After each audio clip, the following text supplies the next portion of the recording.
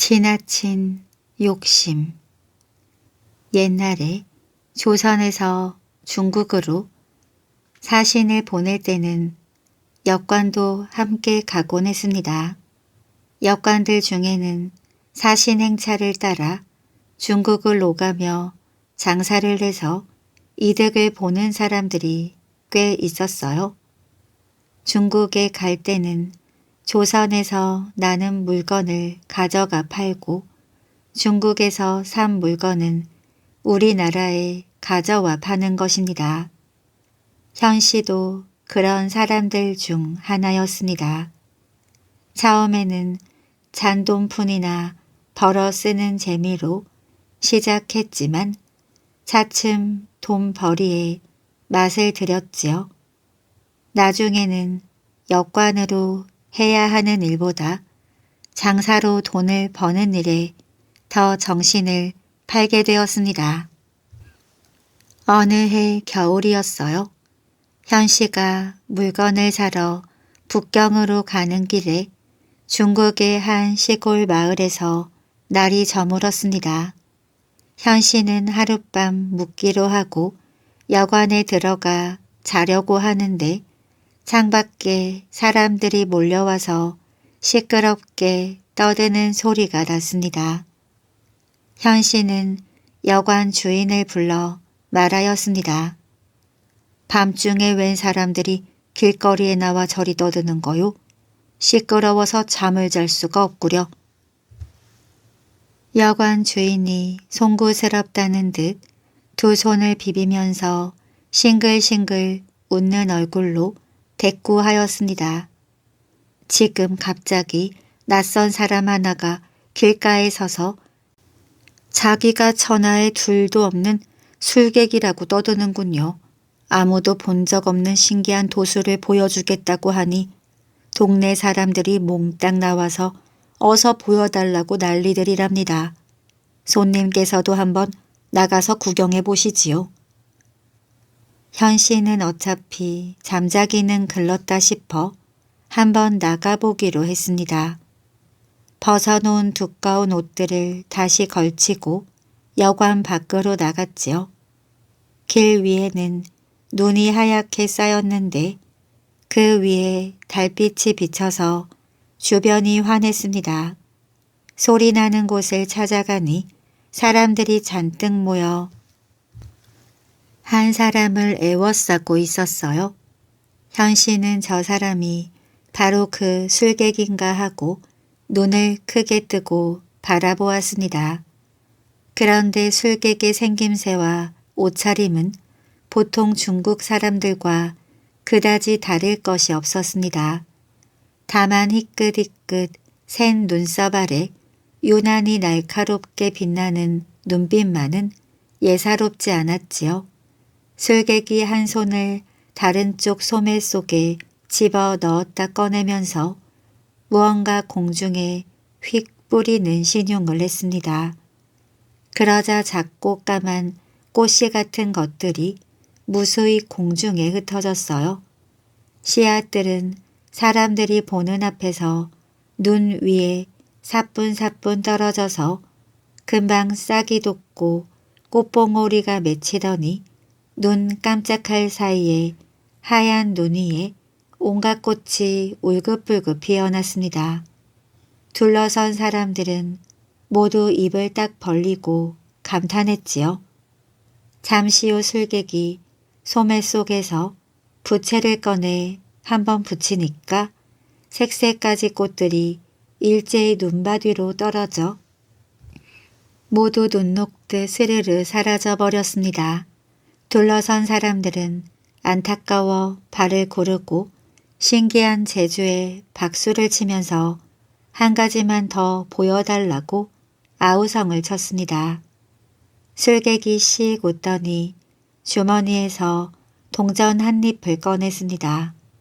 그 동전을 길 옆에 쌓인 눈 위에 꽂아놓고 두 손가락을 꼿꼿이 펴서 동전 위 허공에 부적을 그리는 흉내를 내었습니다.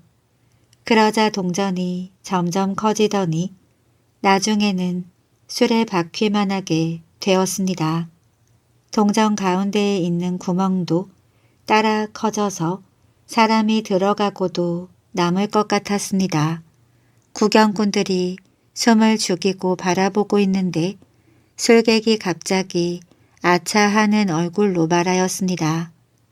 아이고 이런, 내가 급히 갔다 올 때가 있는데 그만 깜빡했소이다. 잠깐 갔다가 내일 아침에 다시 오리다. 그러고는 엄숙한 표정을 짓고 수레바퀴만하게 커진 동전을 가리키며 말했습니다. 이 물건으로 말하면 복 있는 사람은 복을 받고 복 없는 사람은 재앙을 받게 하는 것이라오. 그러니 여러분들은 내가 돌아올 때까지 행여 가운데 있는 구멍일랑 들여다볼 생각도 하지 마시오. 술객이 그렇게 말하고 어디론가 가버린 뒤에도 사람들은 한동안 그 자리를 떠나지 못했습니다. 엄청나게 커진 채 눈 위에 세워진 동전을 슬쩍 한번 만져보기도 하고 혹시나 그 동전이 도로 줄어드는 것이 아닐까 싶어 눈 한번 깜짝 않고 지켜보는 사람도 있었습니다. 구멍 속을 들여다보려는 듯 앞으로 다가가서 고개를 기웃기웃 하는 사람도 있었지만 술객이 하던 말이 생각났는지 곧 뒤로 물러섰습니다. 그러는 사이에 밤이 점점 깊어져서 사람들은 하나둘씩 집으로 돌아가 버렸어요. 나중에는 현씨 혼자 남게 되었습니다. 현씨는 혼자 남게 되자 더욱 동전 앞에서 발길이 떨어지지 않았어요. 끈에 매인 강아지처럼 동전 주변을 뱅뱅 맴돌았습니다. 혹시 저 구멍 속에 금전 은전이 가득 쌓여 있는 것은 아닐까? 아니면 한 번에 큰 돈을 손에 넣을 수 있는 무슨 비법이 적혀 있는지도 몰라. 그런 생각이 머릿속에 가득 차서 손을 비비며 몇 번이나 망설인 끝에 결국은 동전 구멍 속을 들여다보고야 말았습니다. 그리고 두 눈이 휘둥그레졌지요. 그 속에는 현씨가 꿈에서나 한번 볼까 말까한 별천지가 펼쳐져 있었습니다. 아름다운 꽃나무와 기이하게 생긴 바위들, 금빛 은빛이 찬란한 누각이 솟아 있었어요. 누각의 문들은 창호지 대신 수놓은 비단을 발랐고 창살에는 나무로 예쁜 무늬를 짜 넣었습니다. 방 한가운데에는 산호로 만든 탁자가 있고 그 위에는 신기한 장난감과 금은보화가 가득 쌓여 있었지요. 만약 그것들을 전부 조선에 가지고 가서 팔 수만 있다면 당장 엄청난 부자가 될 수 있을 터였습니다. 현씨는 무엇에 홀린 사람처럼 저도 모르게 동전 구멍 속으로 발을 들여놓았습니다. 그리고 누각 앞으로 다가가려다가 황급히 바위 뒤에 몸을 숨겼어요. 비단 옷자락이 스치는 소리와 함께 갑자기 젊은 아가씨들 여럿이 나타난 것입니다. 전부 선녀처럼 예쁜 데다가 무지갯빛 고운 옷을 입고 손에 악기 같은 것을 하나씩 들고 있었습니다. 악기 같기는 하지만 세상에서 볼 수 있는 보통 악기들하고는 달랐습니다. 아가씨들이 방 한가운데 빙 둘러앉은 후 그중 가장 나이 들어 보이는 아가씨가 말했습니다. 우리 오늘도 한 곡조를 타볼까? 모두들 좋다고 대답한 뒤 손에 들고 온 악기들을 불거나 두드리거나 퉁기기 시작했습니다. 그러자 이 세상 소리라고는 할 수 없는 아름다운 음악이 울려 퍼졌어요. 한바탕 연주가 끝나자 피리처럼 생긴 악기를 불던 아가씨가 웃으면서 말했습니다. 이번엔 좀 흥겨운 음악을 연주해볼까? 그리고 누군가 한 사람은 음악에 맞춰 춤을 춘다면 더욱 즐겁지 않겠어? 검은고 비슷한 악기를 타던 아가씨가 대꾸했습니다. 그래도 좋겠지. 그런데 춤은 누가 추지? 해금 닮은 악기를 켜던 아가씨가 말했습니다. 그야 우리들 중에서 제일 예쁜 사람이 춰야지. 그러자 아가씨들은 서로 다른 사람이 더 예쁘다면서 웃고 떠들기 시작했지요. 마침내 그중 한 아가씨가 다른 아가씨들의 성화에 못 이겨 일어나 춤을 추기 시작했습니다. 흥겨운 음악이 울려 퍼졌어요. 현씨는 너무도 신기한 광경에 넋이 빠져 자기가 지금 어디에 있는지도 모를 지경이었습니다. 꿈인지 생시인지조차 분간을 못한 채 춤추는 아가씨의 너울거리는 옷자락을 바라보고 있는데 갑자기 어디선가 무시무시한 호통 소리가 들려왔습니다. 어디서 냄새나는 인간이 숨어들어와 감히 선녀들이 노는 자리를 더럽힌단 말이냐. 이어서 우르르 쿵쾅 하는 소리와 함께 현씨의 눈앞에 보이던 것들이 일순간에 사라져버리고 천지가 캄캄해졌습니다. 현씨는 깜짝 놀라 허둥지둥 뒤돌아섰지요. 손으로 더듬어 보니 수레바퀴만큼 커진 동전은 여전히 거기에 있었습니다. 현씨는 얼른 그곳을 빠져나오려고 급히 동전 구멍으로 머리를 들이밀었습니다. 그러나 미처 빠져나오기 전에 구멍이 점점 줄어들면서 그만 허리가 끼고 말았습니다. 현씨는 당황해서 팔다리를 버둥거려 보았지만 그럴수록 동전구멍은 더욱 줄어들어 아프게 허리를 졸랐습니다. 결국은 허리가 동전구멍에 꽉 끼어 꼼짝도 못하게 되고 말았지요. 마치 덫에 걸린 짐승꼴이었습니다. 정신을 차려보니 캄캄하던 주변은 본래대로 달빛이 환하게 내리치는 동네 한복판 빈터가 되어 있었습니다. 허리는 끊어질 듯 아프고 찬바람이 쌩쌩 불어 얼어 죽을 것만 같았지요. 현씨는 사람 살려달라고 미친 듯이 소리를 질러댔습니다. 그 소리를 들은 동네 사람들이 자다 말고 놀라서 뛰어나왔어요. 사람들은 현씨가 동전구멍에 끼인 것을 보고는 더욱 놀랐습니다. 그들은 어떻게든 현씨를 도와주려고 했었지만 구멍에 꽉 끼인 몸은 빼낼 수가 없었습니다.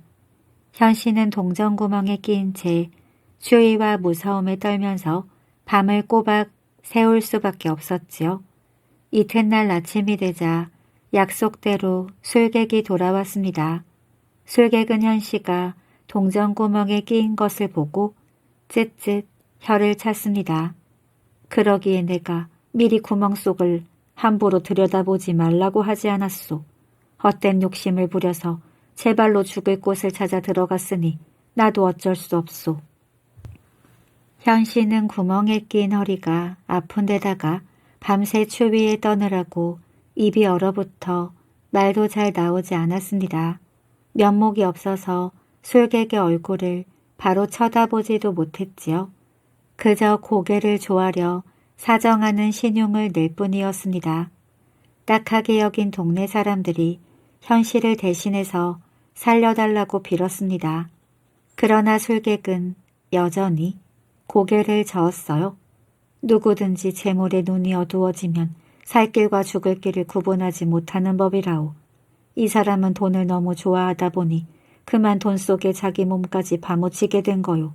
그처럼 좋아하던 돈 속에 빠져 죽게 되었으니 죽어도 한은 없을 것이오. 현씨는 그제야 자기가 그동안 너무 돈벌이에만 정신이 팔려 있었다는 것을 깨달았습니다. 어떤 물건을 사고 팔아야 더 큰 이득을 남길까 하는 데에만 신경을 써서 여권의 임무를 소홀히 한 적도 여러 번이었지요. 형편이 어려운 친척이 돈을 좀 빌려달라고 해도 장사미천이 축나는 것이 싫어서 거절했습니다. 계속 이런 식으로 살다가는 돈만 아는 인간이 되어 친구나 친척들도 현씨에게 등을 돌릴 터였습니다. 현 씨는 자기도 모르게 긴 한숨을 내쉬면서 눈물을 주르르 흘렸습니다. 술객이 그런 현 씨를 한참 바라보더니 말했어요. 그대가 진실로 뉘우치는 마음이 있으니 어쩌면 구원해 줄 수도 있겠소. 그러고는 품에서 큰 붓과 먹 한 토막을 꺼냈습니다. 얼어붙은 눈 위에 먹을 문지르자 검은 먹물이 번졌어요. 그것을 붓에 듬뿍 묻혀서 현 씨의 허리를 조르고 있는 동전 구멍을 적셨습니다. 그러자 구멍이 점점 커지는 거예요. 마침내 현 씨가 빠져나오자 동전은 곧 줄어들기 시작해서 원래의 크기가 되었습니다. 술객이 그 동전을 집어들어 주머니에 넣고 나서 현 씨에게 말했습니다. 이번에는 내가 붓끝으로 그대의 생명을 구해주었지만 다음에 또 그러면 그때는 용서하지 않을 것이오.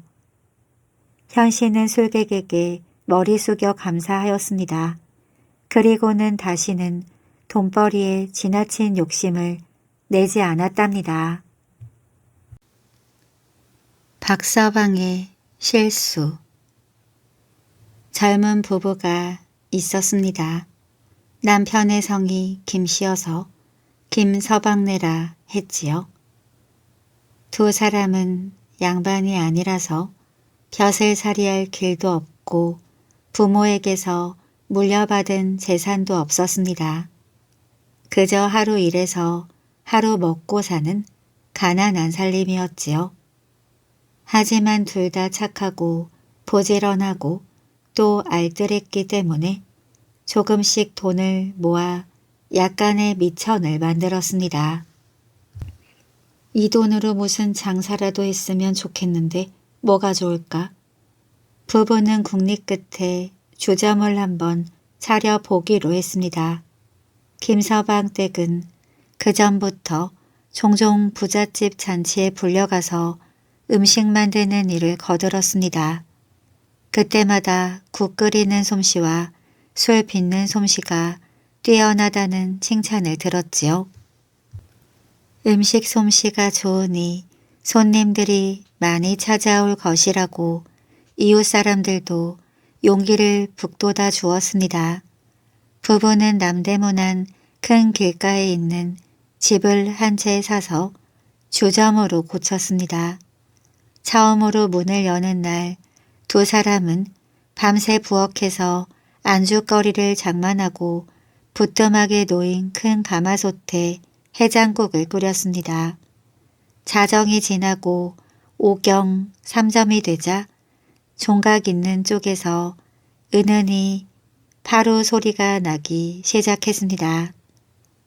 김서방은 얼른 등불을 들고 나가서 가게 문을 열었지요. 길거리는 캄캄하고 멀리 보이는 마을에는 한두 집 봉창에 희미한 등잔불 빛이 어려 있을 뿐이었습니다. 어느 양반집 도련님이 과거 공부를 하느라고 새벽 글을 읽는 것일까요? 아니면 어느 가난한 집 아낙네가 밤새 삭바느질을 하는 것일까요? 김서방은 어두운 길도 밝히고 가게 문을 열었다고 알리기도 할 겸 들고 나온 등불을 문 위에 걸었습니다. 하늘에는 아직 별이 총총했어요. 오늘이 장사 첫날인데 손님이 저 하늘의 별처럼 많으면 얼마나 좋을까? 그런 생각을 하고 있는데 느닷없이 코앞에서 걸걸한 목소리가 들렸습니다. 해장국이 끓었거든 술 한 잔 파시오.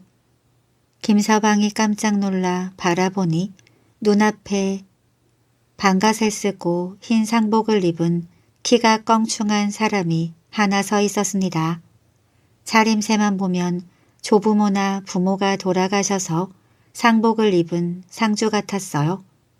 발자국 소리도 없이 땅속에서 불쑥 솟아나듯이 갑자기 나타난 데다가 큼지막한 반갓에 가려 얼굴은 보이지도 않았습니다. 김서방은 기분이 좀 이상했지만 곧 얼굴 가득 반가운 웃음을 짓고 술청으로 모셔드렸어요. 상주는 신발 벗기가 귀찮은지 마루 끝에 걸터 앉았습니다. 반갓도 그냥 쓴 채였어요.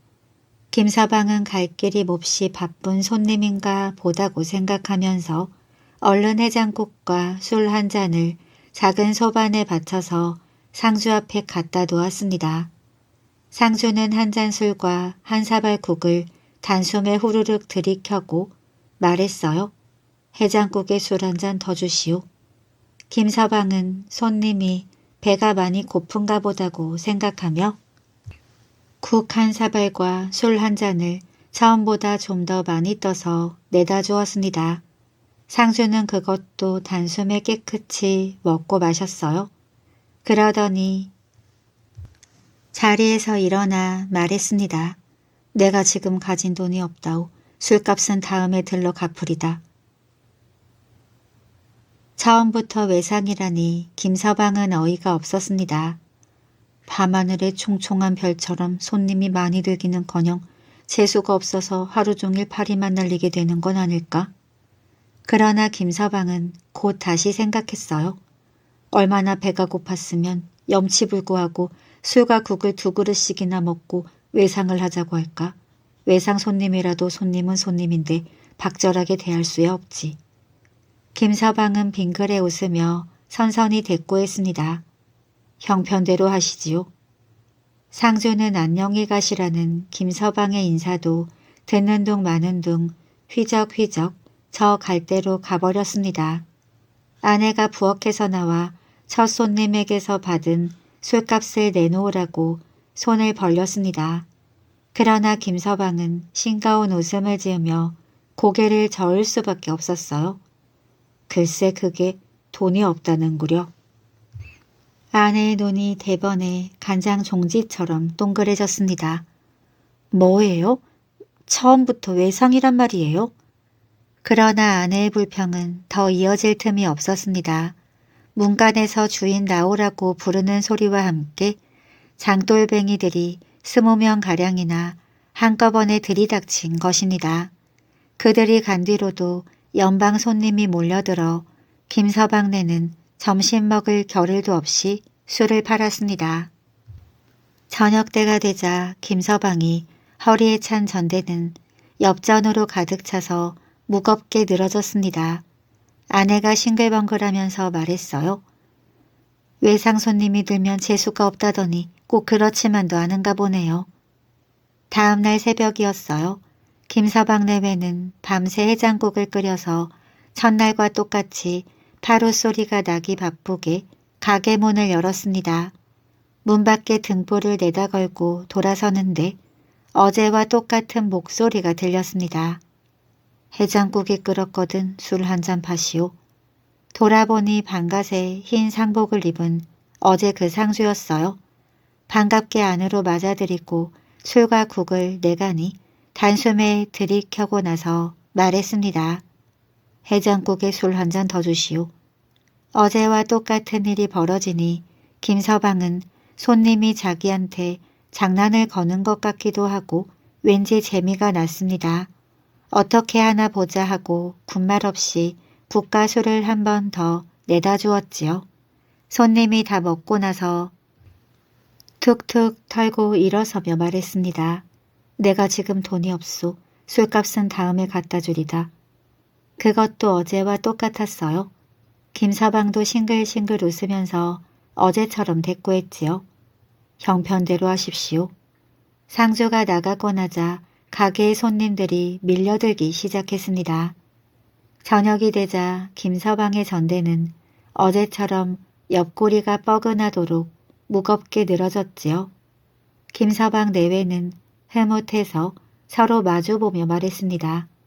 아무래도 그 상주가 복덩인가 보네요. 앞으로도 외상값 재촉하지 말고 대접이나 잘해줍시다. 그 후로도 상주는 종종 가게에 나타나서 외상으로 술과 국을 먹고 갔는데 그런 날은 꼭 다른 날에 비해 몇 곱으로 손님이 많았습니다. 그러던 어느 날 상주가 돈 200냥을 들고 와서 내놓으며 말했어요. 이건 그동안 내가 먹은 외상술 값이오. 김서방은 놀라서 눈이 휘둥그레졌습니다. 아니 웬 돈을 이렇게나 많이. 그깟 술 몇 잔에 해장국 몇 사발 값으로는 너무 과한뎁쇼. 상조가 대답했습니다. 앞으로 내가 얼마나 더 외상술을 먹게 될지 알 수 없으니 그냥 받아두구려. 상조는 그 후로도 자주 들러 외상술을 마시고 가끔 가다 외상값을 갚는다며 터무니없이 많은 돈을 갖다 주었습니다. 김서방은 그 상주가 도깨비라고 믿게 되었어요. 그래서 한층 더 극진히 대접해 주었지요. 그럴수록 술도 계속 잘 팔려서 김서방네는 1년이 될까 말까 한 사이에 많은 돈을 벌었습니다. 그러자 김서방 내외는 차츰 주점 말고 다른 장사를 해보면 어떨까 하는 생각이 들었습니다. 주점에 오는 손님들 중에는 점잖지 못한 사람들도 있었어요. 겉보기에는 점잖다가도 술에 취하면 개 망나니처럼 구는 사람도 있었지요. 그런 사람들이 서로 욕하고 싸우는 모습을 자식들에게 보여주고 싶지 않았습니다. 그래서 김서방은 상주가 오기를 기다려서 의논을 하였습니다. 내가 이제 주점 문을 닫고 다른 장사를 해볼까 하는데 어떨까요? 상주가 선뜻 대꾸했습니다. 좋고 말고. 김서방네 근처에 박서방이라는 선 해청 심부름꾼이 살았습니다. 박서방은 진작부터 김서방의 주점이 장사가 잘 되는 것을 보고 은근히 눈독을 들이고 있었어요. 김서방이 주점을 내놓겠다고 하자 박서방은 이게 웬 떡이냐 싶어 돈을 달라는 대로 주고 냉큼 샀습니다. 집뿐 아니라 그릇이며 소치며 술 항아리들까지 후한값을 주고 떠안았지요. 자기가 주점을 개업한데도 어차피 필요한 물건들이기 때문이었습니다. 박서방의 주점이 새로 문을 여는 날이었어요. 박서방은 잔뜩 기대에 부풀어 술을 몇십 동이나 빚고 해장국도 잔뜩 끓여 놓았습니다. 뜬 눈으로 날이 새기를 기다리다가 파도 소리에 얼른 문을 열고 등불을 걸었지요. 그러자 마치 기다리기라도 한 것처럼 상주한 사람이 가게 안으로 들어와서 말하는 것입니다. 해장국에 술 한잔 파시오. 박서방은 가게 문을 열자마자 들어온 손님이 상복을 입은 사람이라 기분이 좋지 않았습니다. 웬 상주가 꼭두새벽부터 길을 나섰으면 제 갈 길이 나갈 것이지 장사 첫날에 남의 가게에 와서 술부터 마시려든담. 박서방은 속으로 토덜거리면서 술과 국을 내다 주었어요. 상주는 박서방 기분이야 아랑곳 없이 단숨에 먹고 마시고 나서 빈 그릇을 내놓으며 말했습니다. 국 한 그릇에 술 한 잔 더 주시오. 박서방이 그릇을 씻지도 않은 채 다시 술과 국을 채워내가니 상주가 또 한 입에 털어넣고는 자리에서 일어섰어요. 내가 오늘은 돈이 없으니 술값은 나중에 갖다 주리다. 박서방은 그만 화가 났습니다. 비록 심부름꾼이긴 하지만 관청에 드나드는 몸이랍시고 평소에도 사람들을 얕잡아 보기 잘하던 박서방이었습니다. 그래서 당장 눈을 뜨며 소리쳤지요. 남이 새로 낸 가게에 와서 처음부터 외상을 하자니 그런 경우가 어디 있소. 어림없는 소리 말고 어서 돈 내요. 상주도 지지 않고 딱딱거렸습니다. 없는 돈을 어떻게 내란 말이오. 돈이 없거든 상복이라도 잡히고 가요. 그대로는 못 갈 테니. 그까진 높은 술값에 껍데기를 벗기려 들어. 무엇이 어쩌고 어째 술값 떼먹고 도망가려는 놈이 누구 보고 대래 도둑이래. 박서방은 약이 바짝 올라서 상주의 뺨을 때리려고 덤벼들었습니다. 그러자 상주가 잽싸게 몸을 피하더니 연방 욕을 하면서 문 밖으로 달아났어요. 박서방은 씩씩대면서 뒤를 쫓았지요. 상주의 옷자락이 곧 손에 잡힐 것만 같아서 젖먹던 힘까지 다 내어 뛰었습니다. 그러나 한참을 뛰다 보니 방금 눈앞에 보이던 상주가 어디로 갔는지 감쪽같이 사라져 버렸습니다. 박서방은 어리둥절해서 가쁜 숨을 몰아쉬며 사방을 두리번거렸어요. 그때 어두컴컴한 저 앞쪽 골목에서 상복 입은 사람이 하나 나와서 천연덕스럽게 걸어가는 겁니다. 박서방은 바로 저놈이다 싶어 불이 나게 뛰어갔지요. 그리고 그 사람의 뒷덜미를 잡고 반갓을 벗긴 다음 왼뺨 오른뺨을 번갈아 주먹으로 때렸습니다. 예끼 못되는 거나 남이 새로 개업하는 날에 마수부터 외상술을 마시고 욕까지 하고 도망쳐? 너 같은 놈은 버릇을 단단히 가르쳐야 해.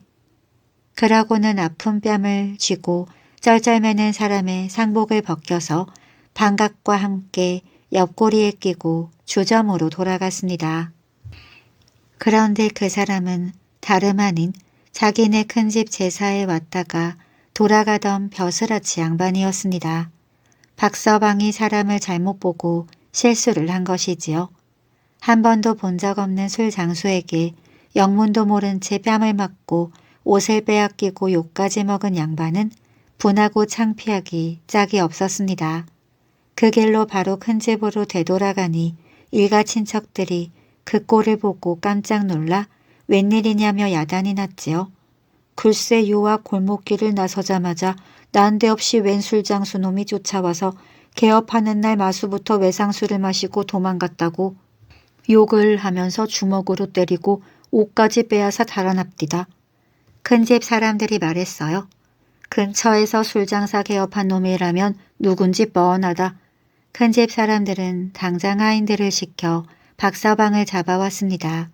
박서방은 그 사람의 반갑과 상복을 빼앗아 가지고 있었으니 아무런 변명도 할 수 없었지요. 박서방은 양반집 하인들에게 호되게 얻어맞고 형조로 보내졌습니다. 형조에서는 법에 따라 박서방을 먼 곳으로 귀양 보냈지요. 박서방이 큰돈을 들여 산 주점은 장사도 채 해보지 못하고 망하고 말았답니다. 엿장수의 꿈. 서울의 모 화관 뒤쪽에 홀 어머니를 모시고 사는 엿장수 총각이 있었습니다. 원래 집안 형편이 가난한 데다가 아버지마저 일찍 돌아가셔서 총각은 20살이 다 되도록 아직 장가도 가지 못했습니다.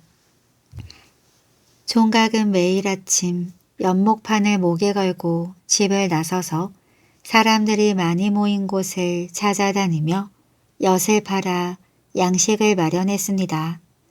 장터나 씨름판, 명절날의 놀이마당 같은 곳에는 을의 구경꾼보다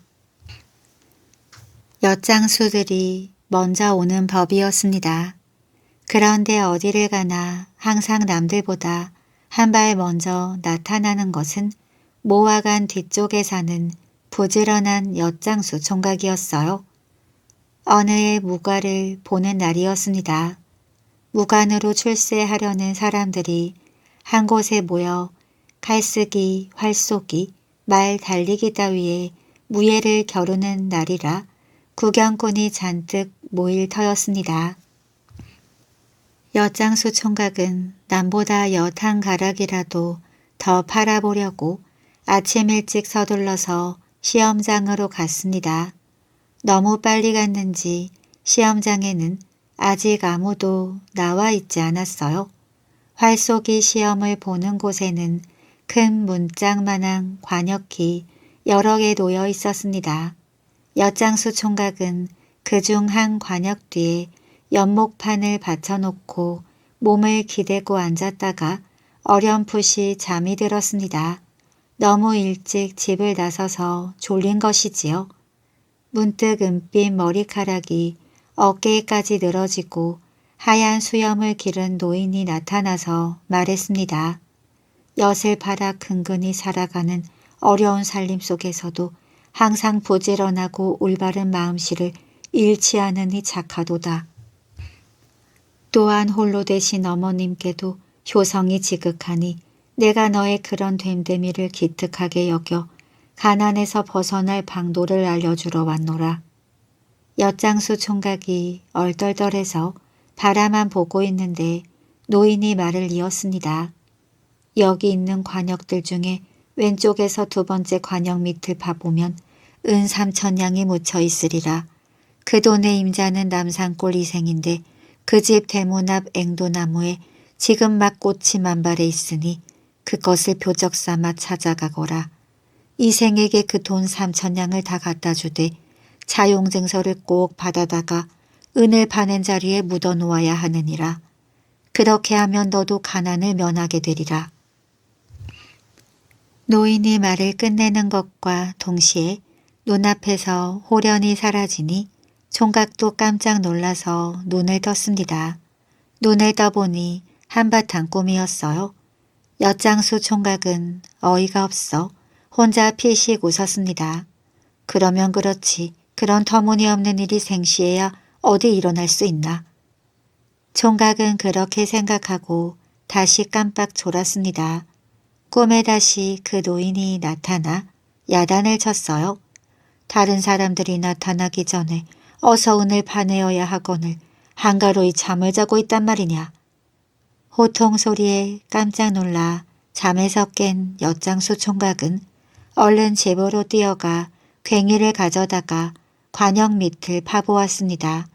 그러자 한 뼘도 채 파 들어가지 않아서 과연 괴짝 하나가 나오는 거예요. 총각이 떨리는 손으로 괴짝을 열어보니 그 안에는 꿈에서 본 노인이 말한 대로 은전이 하나 가득 들어 있었습니다. 총각은 연목판 대신 은전이 든 괴짝을 짊어지고 남산골로 갔습니다. 남산골은 원래 가난한 선비들이 많이 사는 동네였어요. 동네 안에는 야트막한 초가집들이 다닥다닥 붙어 있는데 어느 집이 이생의 집인지 알 수가 없었습니다.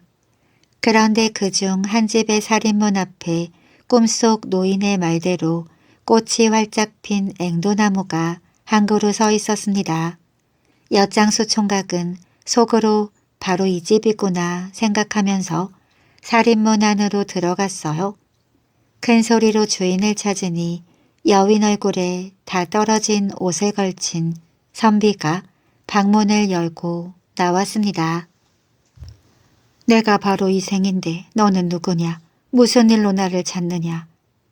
엿장수 총각은 은전이 든 괴짝을 마당에 내려놓고 나서 꿈에 노인이 나타나 한 이야기를 들려주었습니다. 저도 꿈속의 일이라 긴가민가 하였습니다만 노인이 시키는 대로 관역 밑을 파고 보니 과연 은전이 든 괴짝이 있었습니다. 그래서 그 노인의 말을 끝까지 따르는 것이 옳겠다 생각하고 여기까지 찾아온 것입니다. 그러니 어서 이 은전을 받으시고 차용 증서를 써주십시오. 생전 처음 들어보는 희한한 이야기에 이생은 자기 귀를 의심했습니다. 그러나 엿장수 총각이 말하는 투가 정직하고 진실해 보여서 그 말을 믿지 않을 수도 없었지요. 그래서 잠시 생각한 뒤에 말했습니다. 황당한 일이긴 하나 너의 말을 믿지 않을 수도 없구나. 네 말대로 따르는 것이 옳겠다. 이생은 엿장수 총각에게 차용증서를 써준 다음 은전이 든 괴짝을 받았습니다. 엿장수 총각은 그 증서를 가지고 가서 은전이 든 괴짝을 파낸 자리에 잘 묻어두었지요. 이생은 원래 인품도 훌륭하고 실력도 뛰어난 선비였습니다. 다만 너무도 가난하여 하루 세 끼를 때우기도 힘든 탓에 과거 공부에 온 힘을 쏟을 수 없었을 뿐이었지요.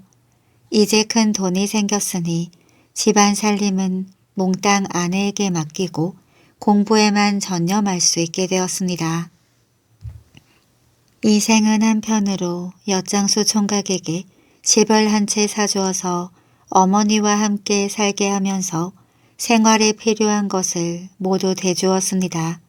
총각은 곧 장가를 들어 부부가 정성껏 어머니를 봉양하며 화목하게 잘 살았습니다. 얼마 지나지 않아서 이생은 좋은 성적으로 문과에 급제하였어요. 그리고 벼슬이 차츰 오른 끝에 마침내 평양 감사가 되었습니다. 이 감사가 새로 부임하여 관청의 재산을 보관해둔 창고들을 하나씩 점검할 때였습니다. 은을 보관한 창고에 들어가서 은전이 담긴 괴짝들을 하나하나 열어보는데 맨 구석에 놓인 괴짝 하나가 텅 비어있는 것입니다. 감사가 놀라서 자세히 살펴보니 은전 대신에 차곡차곡 접은 흰 종이가 있었습니다. 종이를 꺼내 펴보았더니 아무날 아무시에 은전 3,000냥을 빌렸다는 차용 증서였습니다. 글씨는 이 감사 자신의 글씨였고 끝에 이생이라 서명한 것도 자신이 분명했지요. 이 감사는 크게 놀라고 또 감격했습니다. 신령님께서 내가 가난하여 글 공부를 제대로 할 수 없는 것을 보시고 엿장수 총각을 시켜 도와주신 것이로구나. 그런 도움이 없었던들 내가 이 자리에 오를 수 있었으랴. 이 감사는 곧 은전 3,000냥을 마련하여 비어있는 괴짝을 채웠습니다. 그리고 항상 정직하고 약속을 잘 지키는 관리가 되기에 힘썼답니다. 미련한 아들. 옛날 어느 마을에 아들 때문에 걱정이 많은 소금장수가 살고 있었습니다. 미련하고 둔하기가 벽창호 같은 아들은 무엇 하나 제대로 할 줄 아는 게 없었어요. 소금장수는 아들 걱정으로 하루도 마음 편할 날이 없었습니다.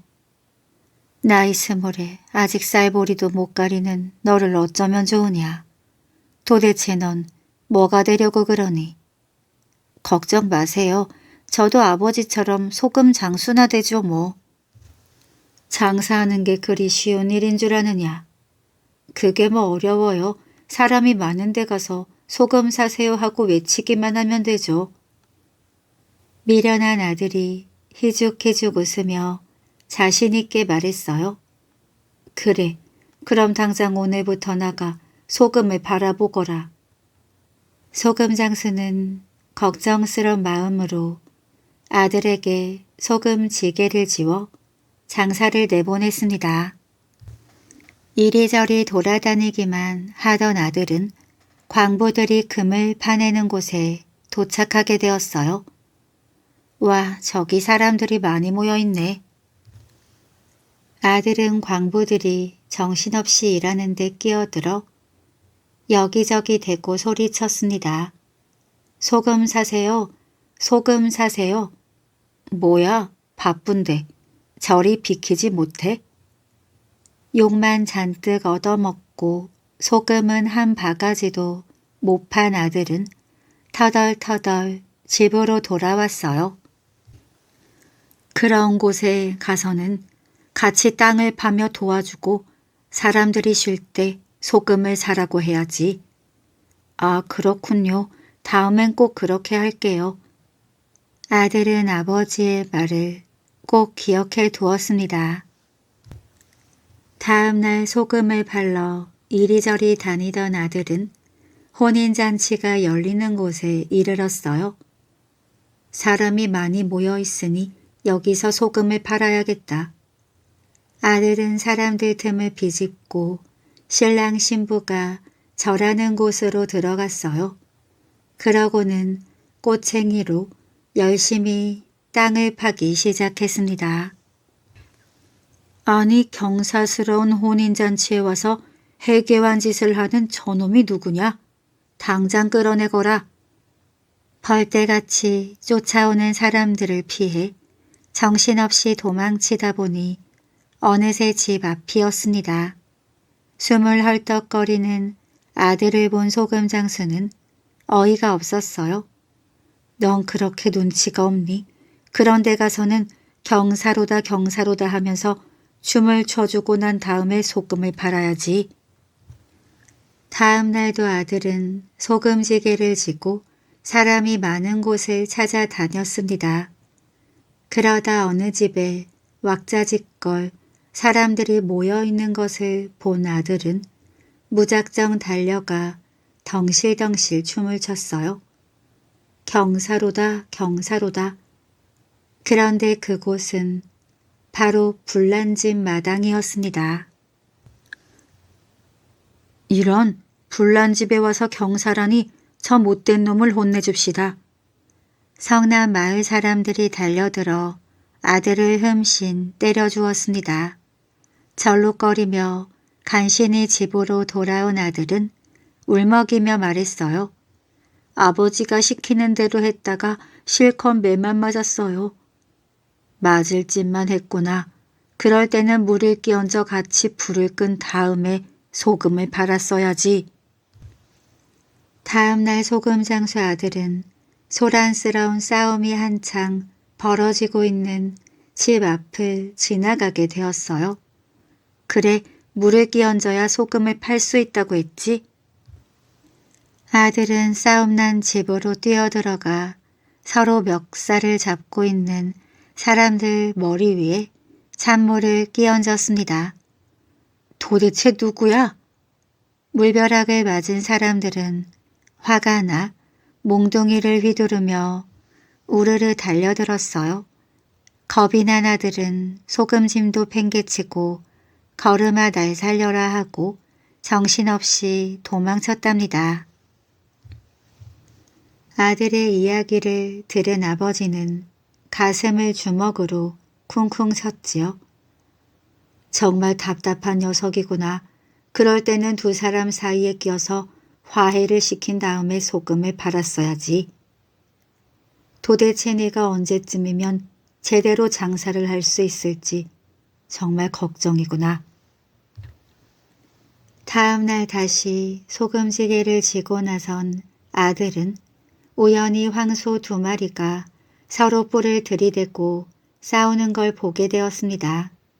아들은 지게를 급히 벗어놓고 겁도 없이 성난 황소 사이로 끼어들었어요. 화해하세요. 이러시면 안 돼요. 화해하세요. 그때 성난 황소들이 벼랑간 아들에게 달려들더니 뿔로 엉덩이를 들이받았습니다. 순식간에 아들은 공중에 붕 떴다가 소금지게 위로 털썩 떨어지고 말았지요. 아이고 내 엉덩이, 아이고 아파. 이제 다시는 소금 장사 안 할 거야. 다시는 아버지 말도 안 들을 거야. 미련한 아들은 소금보다 더 짠 눈물을 뚝뚝 흘리며 괜히 죄 없는 아버지만 자꾸 원망했답니다. 세상에서 가장 긴 이름. 옛날 아주 먼 옛날 땅 많고 돈 많은 부자 영감님이 살았어요. 영감님은 자식이 없어 언제나 한숨을 푹푹 쉬었습니다. 아들 하나만 있으면 소원이 없겠는데 딸이라도 하나 있으면 좋겠는데. 영감님은 자식 하나만 낳게 해달라고 간절히 빌었습니다. 물 떠놓고 빌고 성황당 가서 빌고 부처님께도 빌었는데 아무 소용이 없었습니다. 그런데 영감님이 환갑이 되던 해에 덜컥 아들 하나를 낳았습니다. 아이고 세상에, 전지신명님, 부처님, 조상님 감사합니다. 영감님은 덩실덩실 춤을 추었어요. 며칠 후 영감님은 스님에게로 달려갔습니다. 스님, 우리 아들 오래오래 살도록 이름 하나 지어주십시오. 스님은 선뜻 이름을 지어주었어요. 영감님 성이 김씨니 김수한무라고 지으십시오. 수한무란 목숨이 끝나지 않고 오래오래 산다는 뜻이지요. 영감님은 김수한무라는 이름이 마음에 들었습니다. 지나가던 선비도 거들었지요. 거북이, 오래 사는 거북이라 이름 지으세요. 영감님은 옳다코나 하고 좋아했습니다. 농부는 두루미가 최고라고 했지요. 오래 살 수 있는 이름은 두루미지요. 저기 저 두루미는 천년을 산다고 하잖아요. 영감님은 돌아오는 길에 훈장님을 만났습니다. 오래 사는 이름이라. 그럼 삼천갑자 동방사기라고 지으시오. 환갑을 3000번 지낸 사람이니 오래 사는 이름으로는 최고지요. 김수한무, 거북이와 두루미, 삼천갑자 동방삭. 좋다 좋아. 영감님은 김수한무, 거북이와 두루미, 삼천갑자 동방삭이라는 이름이 마음에 쏙 들었습니다. 영감님은 가족들은 물론 동네방네 사람들에게 부탁했어요. 우리 아들 이름은 김수한무, 거북이와 두루미, 삼천갑자 동방삭입니다. 오늘부터 모두 김수한무, 거북이와 두루미, 삼천갑자 동방삭이라고 불러주세요. 사람들은 이름이 너무 길다고 수군거렸지만 영감님은 단단히 일렀습니다. 줄여서 불러도 안 되고 대충 불러도 안 됩니다. 언제나 정확하게 김수한무, 거북이와 두루미, 삼천갑자 동방삭이라고 불러주세요. 이름 덕분인지 조상님 덕분인지 김수한무, 거북이와 두루미, 삼천갑자 동방삭이는 무럭무럭 잘 자라 7살이 되었습니다. 어느 날 아이들이 몰려와 친구를 불렀어요. 수한무야, 놀자. 영감님이 달려나와 야단쳤습니다. 김수한무, 거북이와 두루미, 삼천갑자 동방삭이라고 부르지 못할까? 아이들은 놀라 김수한무, 거북이와 두루미, 삼천갑자 동방사가 놀자 소리치고는 숨이 차서 헉헉거렸지요. 아이들은 다같이 저수지로 놀러갔습니다. 얕은 곳에서 찰방찰방 재미있게 놀았지요. 그런데 갑자기 김수한무, 거북이와 두루미, 삼천갑자 동방사기가 깊은 곳으로 헤엄쳐 들어갔습니다. 김수한무, 거북이와 두루미, 삼천갑자 동방사가 위험해, 빨리 나와. 김수한무, 거북이와 두루미, 삼천갑자 동방사기가 물속으로 뽀글뽀글 가라앉았다가 허프허프 나오고 나왔다가는 또 가라앉았습니다. 아이들이 놀라 소리쳤어요. 큰일 났다. 김수한무, 거북이와 두루미, 삼천갑자 동방사기가 물에 빠졌어. 빨리 김수한무, 거북이와 두루미, 삼천갑자 동방사기네 집에 알리자. 아이들은 김수한무, 거북이와 두루미, 삼천갑자 동방사기네 집으로 달려갔습니다. 아저씨, 수한무가. 아이들 말에 하인이 야단쳤어요. 이름을 제대로 불러야지. 큰일 났어요. 김수한무, 거북이와 두루미, 삼천갑자 동방사기가 물에 빠졌어요. 뭐? 우리 김수한무, 거북이와 두루미, 삼천갑자 동방삭 도련님이 물에 빠졌다고? 하인이 집 안으로 뛰어들어 갔습니다. 영감님, 수한무가. 영감님이 화를 냈어요. 네 이놈, 이름을 제대로 부르지 못할까? 김수한무, 거북이와 두루미, 삼천갑자 동방삭 도련님이 물에 빠졌대요. 영감님이 기절할 듯 놀라 맨발로 마당에 뛰어내렸습니다. 뭐? 우리 김수한무, 거북이와 두루미, 삼천갑자 동방사기가 물에 빠졌다고? 아이고 이를 어째? 김수한무, 거북이와 두루미, 삼천갑자 동방사기가 어떤 아들인데 아이고 이를 어째? 빨리 마을 사람들에게 가서 우리 김수한무, 거북이와 두루미, 삼천갑자 동방사기가 물에 빠졌으니 구해달라고 말해라. 영감님은 저수지로 달려가면서 소리쳐 불렀습니다. 아이고 김수한무, 거북이와 두루미, 삼천갑자 동방사가. 아이들도 소리쳐 불렀지요. 김수한무, 거북이와 두루미, 삼천갑자 동방사가. 누가 우리 김수한무 거북이와 두루미 삼천갑자 동방사기 좀 구해줘요.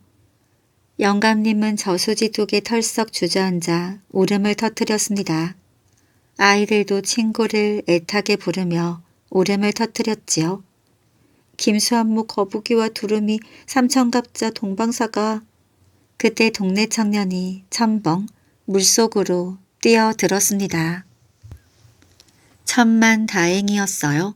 청년이 김수한무 거북이와 두루미 삼천갑자 동방사기를 무사히 구해왔습니다. 영감님은 아들을 쓰다듬고 또 쓰다듬었지요. 아이고 우리 아들, 우리 귀한 아들, 큰일 날 뻔했구나. 이름이 너무 길어 하마터면 널 잃을 뻔했어. 내가 어리석었다. 다음 날 아침 아이들이 김수한무 거북이와 두루미 삼천갑자 동방사기를 찾아왔습니다. 아이들은 큰 소리로 친구를 불렀어요. 김수한무 거북이와 두루미 삼천갑자 동방사가. 영감님이 나와 아이들을 반갑게 맞이했습니다. 얘들아, 이제부터는 그냥 수한무라고 불러라. 영감님 말에 아이들은 펄쩍펄쩍 뛰면서 좋아했어요. 김수한무 거북이와 두루미 삼천갑자 동방사기는 정말 부르기가 어려웠거든요. 신기한 은행나무. 옛날 어느 마을에 한 총각이 살았습니다. 어느 해 큰 비가 와서 큰 물이 났는데 커다란 은행나무가 강물에 둥둥 떠오는 겁니다. 와, 그 나무 참 크고 잘생겼네. 총각은 얼른 은행나무를 건져냈지요. 총각은 은행나무를 집으로 가져왔어요. 새근새근 톱으로 잘라 나무 조각을 만들고 매끈매끈 대패로 밀어 나무 조각을 다듬고 나무 조각 여기저기 홈을 파고 짜맞추니 제법 근사한 벽장문이 되었습니다. 바로 그날 밤 총각이 자는데 꿈에 은행나무가 회오리 바람을 몰고 나타나 호통을 쳤습니다. 내가 감히 나를 벽장문 따위로 만든단 말이냐. 얼른 나를 불에 태워 재로 만들어서 원래 내가 있던 곳으로 갖다 놓아라. 그렇지 않으면 큰일이 벌어질 것이야. 총각은 일어나자마자 벽장문을 떼어서 불에 활활 태워 재로 만들어 자루에 담았습니다. 그랬더니 글쎄 제가 말을 하는 거예요. 자, 얼른 떠나자꾸나 하고 말입니다. 총각은 제가 든 자루를 메고 집을 나섰지요. 한참을 가다가 보니 큰 동네가 나왔습니다. 자루에 든 제가 이렇게 말을 했어요. 이 동네에는 사람이 많이 살지만 물이 없는 게 가장 큰 문제야. 우물을 파주면 먹고 살 만한 양식은 벌 텐데 해보겠느냐? 그럼요. 하고 말고요. 어떻게 하면 되는데요? 쟤는 총각에게 방법을 일러주었지요. 총각은 동네 사람을 만나자마자 물을 청했습니다. 목이 말라 그러니 물 한 그릇만 주시오. 드릴 물이 없소. 우리도 물이 간당간당한 형편이라. 아니 물 한 그릇 못 준다니 동네 인심이 왜 이러오?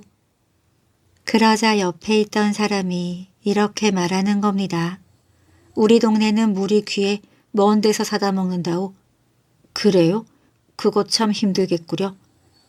내가 물 나오게 하는 방법을 아는데 내 말대로 해보겠소? 그럼요. 그렇게 하고 말고요.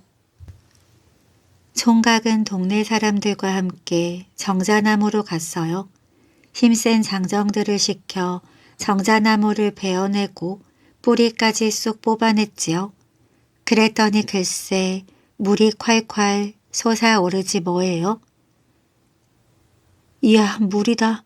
이제는 먼 데서 물을 사오지 않아도 되겠네. 동네 사람들은 기뻐하며 해마다 벼 100섬씩을 주겠다고 했습니다. 제가 말한 대로 총각은 큰 돈을 벌게 된 겁니다. 총각은 사람들의 배웅을 받으며 동네를 떠났어요. 한참을 가다 보니 큰 동네가 나왔습니다. 자루에 든 제가 이렇게 말을 했어요. 이 동네에는 몹쓸 병에 걸린 부잣집 딸이 있어. 딸의 병을 고쳐주면 큰 부자가 될 텐데 해보겠느냐? 물론 하고 말고요. 어떻게 하면 되는데요? 쟤는 총각에게 방법을 일러주었지요. 총각은 제일 큰 기와집으로 찾아가 부자 영감에게 말했습니다. 제가 따님의 병을 낫게 하는 방법을 압니다. 정말인가? 그럼 얼른 낫게 해주게. 내 재산의 절반을 주겠네. 아무도 못 고치는 병을 총각이 낫게 한다니까 부자 영감은 얼씨구나 기뻐했지요. 총각은 장정 10명과 집게를 구해달라고 했어요. 그러고는 지붕에 올라가 기와장을 샅샅이 들추었더니 글쎄 굉장히 큰 지네가 숨어 있는 겁니다. 지네를 잡아 기름을 팔팔 끓는 가마솥에 넣자마자 부자 영감 딸은 병이 깨끗이 나았습니다. 부자 영감은 기뻐하며 말했어요. 자네 참 대단하군. 약속대로 내 재산의 절반을 주지. 제가 말한 대로 총각은 큰 부자가 되었습니다. 총각은 부자 영감과 딸의 배웅을 받으며 동네를 떠났어요. 한참을 가다가 보니 큰 산이 나타났습니다. 자루에 든 제가 말했어요. 여기가 내가 자란 곳이다. 나는 여기에 머물 테니 자루에서 꺼내 뿌려다오. 총각은 자루에 든 재를 꺼내 뿌렸습니다. 그랬더니 이게 웬일인가요? 재는 땅에 닿자마자 다시 큰 은행나무가 되었어요. 총각이 은행나무에게 말했습니다. 은행나무님 덕분에 큰 재산이 생겨 좋습니다만 고향에 가면 내가 재주 많은 사람인 줄 알고 사람들이 온갖 부탁을 할 텐데 나는 정작 아무런 재주가 없으니 그것이 걱정입니다. 자, 나를 쳐다보거라. 은행나무는 총각의 두 눈에 웬 물을 한 방울씩 떨어뜨렸어요. 그랬더니 총각은 남보기에 장님 같은 눈이 되었습니다. 이제 사람들은 너를 장님이라고 생각할 게다. 눈과 함께 재주도 잃었다고 하면 되지 않겠느냐.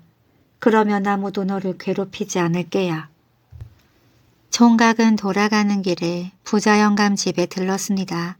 부자 영감 딸이 반갑게 맞아주더니 총각이 그 집을 떠날 때 따라 나서지 뭐예요. 총각은 부자 영감 딸과 함께 언제까지나 행복하게 잘 살았답니다. 오늘도 이야기 재미있게 잘 들으셨나요? 오늘 들려드린 미련한 아들 이야기에서 아들은 착하고 해맑지만 참으로 미련했습니다. 아들이 벌이는 일마다 너무 미련해서 우리에게 웃음을 주었지요. 착하게도 아버지의 말을 모두 따랐지만 우스운 결과만 가져온 이유는 아무 생각 없이 아버지의 말만을 기억해서 행동에 옮겼기 때문입니다. 어떤 행동이나 말을 할 때에는 상황에 맞추어 잘 생각해 보아야 한다는 지혜를 주는 이야기입니다. 오늘도 재미와 감동을 주는 옛날 이야기와 함께 편안한 잠자리 되시기를 바랍니다.